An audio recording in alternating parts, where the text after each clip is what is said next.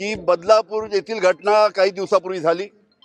एका 3.5 वर्षाच्या मुलीवर अत्याचार झाला, 4 वर्षाच्या मुलीवर अत्याचार झाला आणि हा अत्याचार झाल्यानंतर ही घटना कशा पद्धतीनं दाबता येईल, ही कशा पद्धतीनं दाबून ही लोकांसमोर आली नाही पाहिजे, या पद्धतीचा प्रयत्न शासनातर्फे झाला। कारण की ज्या शाळेमध्ये हा अत्याचार झाला ती शाळा भारतीय जनता पार्टीच्या एका नेत्याची होती आणि म्हणून त्या भारतीय जनता पार्टीच्या नेत्याच्या शाळेमध्ये हा अत्याचार झाल्यामुळे ही घटना दाबण्यासाठी संपूर्ण प्रयत्न या शासनाने केला।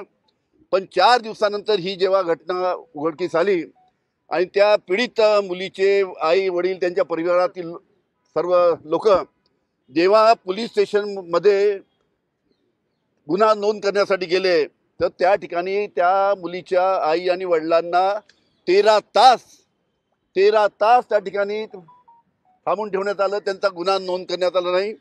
पण जेव्हा बाकी लोक मोठ्या प्रमाणात तिथे पोहोचले तेव्हा शेवटी नाईलाजाने या सरकारला गुन्हा दाखल करावा लागला। आणि म्हणून जो महाराष्ट्रामध्ये जो आक्रोश झाला होता की जो कोणी याच्यामध्ये आरोपी आहे त्याला फाशी द्या, त्याला फाशी द्या, त्याला फाशी द्या, अशा पद्धतीचा आक्रोश संपूर्ण महाराष्ट्रामध्ये झाला होता।